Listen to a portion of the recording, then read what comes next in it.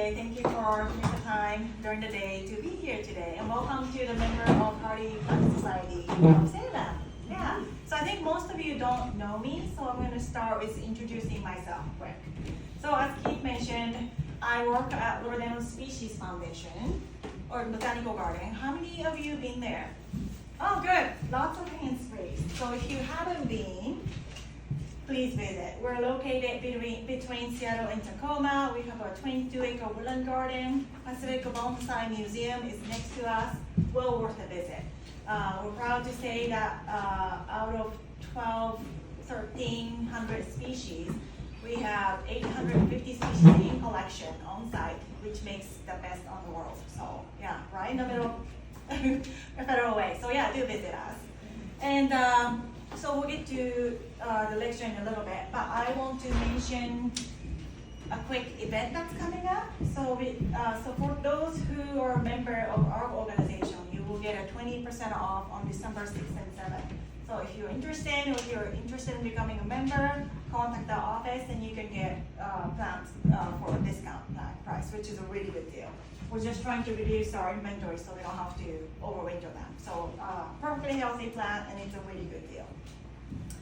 So yeah, as Keith mentioned, I work in, most of the time I spend in 2-acre nursery at the Botanical Garden. Yes. I propagate species rhododendrons and other plants. We call them companion plants to rhododendron. And from seeds, from cuttings, sometimes from grafting if they're necessary.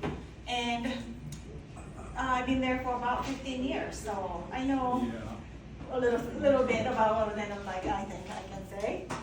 Visitors call me rhododendron lady, so that is something. I am originally from Japan. As you can see, clearly see my last name, Japanese. I was born and raised in Japan, but I studied English here and went to school in Arkansas, and then got a job here at the Botanical Garden and been there ever since. So because I'm from Japan, I go back home time to time. My parents live there, my 95-year-old grandma's still there. So this is a trip that I did last year in 2024 at the end of May to see my family. And I took my whole family there, my husband, my 3 kids and all that. But I took 3 days to myself and then flew to Yakushima. So this is a lecture about that trip, a 3-day trip. So how many of you have the yaks in the garden? Lots of hand raised, I like that. So we call them the yaks, but the full name is Rhododendron vigorianum, subspecies Yakushima. We don't have time to say that, so we call them the yaks. It is fantastic plant. If you don't have them in your garden, it's heat tolerant, cold tolerant. It behaves itself. It makes a nice dense mound. These flowers are usually in full bloom on Mother's Day weekend. It starts in apple blossom color, just like that, and then open to pure white. Yeah, because such a great plant, it's been used by many hybridizers. So it might be possible that you might have a hybrid that with parentage in it from this plant. So where do these come from? Well, they are endemic to a little island called Yakushima. So that's a map of Japan, and that circular island here, you can also see that here. That's the only place that occurs in the world. So I wanted to see them in the wild. And so my parents live in Tokyo, so that's where Tokyo is. There's no direct flight from here, Tokyo to Yakushima, so I flew to Kyushu first, and then took a half-hour jet to Yakushima. Right in time for the visit, well, there was a typhoon also visiting. But my trip was from 28th to 30th, so I thought I'll be okay. You know, this is Yakushima right here, this little dot, and typhoon's still south, so I wasn't really too worried about it. Well, I should have, and my flight ended up getting canceled and all that. I only have 3 days, and I was in panic mode. But long story short, I was able to get on a plane. I was able to be rescheduled to a later flight and made it to Yakushima. But flight was shaky. Oh my goodness, yeah, it was all dark. It was full flight, and even the flight attendants were seating because they couldn't even the service. It was shaky. Yeah, but I did make it to Yakushima. So this is the airport outside of airport in Kyushu. This is a Kagoshima Airport. Right outside the airport, you can dip your feet in hot spring. And that is so relaxing. I did that, yeah. And for those who've been to Japan and done all the hot spring experience, it's highly recommended. That's why I go back to Japan. I just love it. And after doing this for half an hour, so I was calm, and I could make it to the plane, and then I did. So this is the Yakushima Airport. So think of the smallest airport you've been to. Salem. Well, again, divide that in like 10. This is that airport. It's tiny airport with itsy bitsy conveyor belt for luggage and little tiny counters and souvenir shop. That's it. That's just one story with the field outside. But I made it to Yakushima, so that's day one.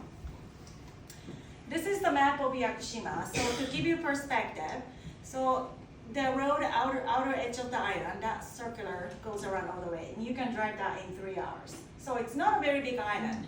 So the width in the widest part of the island is about 17 miles. So it's not a big island. But as you can see in this video, that's the outer edge of the circular island I'm driving on. And inside of the road is all rugged mountains. If you're going for 10 feet, it just mountain starts from here. Yeah, last time I drove in Japan prior to this was 17 years ago. And at that time I scraped my parents' car. And so I was really nervous about driving in Japan, because in Japan you drive on the left side of the road and steering on the other side. I'm trying to take video at the same time, so don't do that. But I'm happy to say I had no accident, and it helps that it's not a highly populated island, not very many lights and all that, so that was good. And that's my hotel for 2 days. I wouldn't even call it a hotel actually. It's a small inn owned by one woman in her 60s or 70s, I think. And this hotel was recommended by a guide that I hired, and I'll talk about a little bit about that in a little bit. That's the dinner. It was wonderful. So in Yakushima, they're known for flying fish. And that's a deep fried flying fish, which was fantastic. Comes with sashimi, and that's the long simmered chicken. And it's not in there, but there's a bowl of miso soup, bowl of rice, and tea, and all that. Yeah, but that's a pretty typical meal in Japan if you stay at a traditional Japanese inn. That's my room. It's nothing fancy. It's not a 3-star hotel, but all I needed was a bed, and a shower and bathroom was a community shower, so I shared that with other guests. So it doesn't look much, but location was wonderful. So that's the inn. My room was on this corner, so I opened the window in the morning, and that was my view. So it was great. So this is day 2 on my trip. And this morning, I was supposed to meet up with my guide at 5:30 in the morning to get my hike going.